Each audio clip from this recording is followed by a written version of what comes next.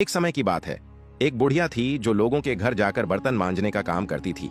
लेकिन बर्तन मांजने के साथ साथ वह घरों में रखे पैसों और कीमती सामान पर भी हाथ साफ कर लिया करती थी। जिस भी घर में काम करने जाती वहां से कुछ न कुछ चुरा ही लाती थी। धीरे धीरे उसने चोरी चोरी काफी पैसे जमा कर लिए थे।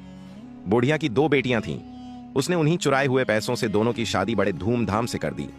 सालों बाद एक दिन बुढ़िया की तबीयत अचानक बहुत बिगड़ गई। उसने अपनी दोनों बेटियों और दामादों को बुलाया और कहा, बेटा, अब मेरा समय आ गया है। बाहर जो पुराना कुआं है उसमें एक बड़ा सा बक्सा डाला है। उसमें मैंने अब तक जिन जिन घरों से पैसा चुराया वो सब जमा कर रखा है। मेरी मौत के बाद तुम दोनों परिवार आपस में उसे बराबर बांट लेना। इतना कहकर बुढ़िया ने दम तोड़ दिया। रात को दोनों दामाद और बेटियां सोचने लगे कि अगर ये सारा धन किसी एक को मिल जाए तो जिंदगी बन जाएगी। आधी रात को छोटी बेटी और उसका पति चुपचाप कुएं के पास पहुंचे, लेकिन संयोग से उसी वक्त बड़ी बेटी और उसका पति भी वहां आ पहुंचे। दोनों पक्षों के बीच बहस हो गई। गुस्से में आकर बड़े दामाद ने छोटी बेटी और उसके पति को गोली मार दी। गोली की आवाज दूर गांव तक सुनाई दी। गांव वाले शोर सुनकर कुएं की तरफ दौड़े।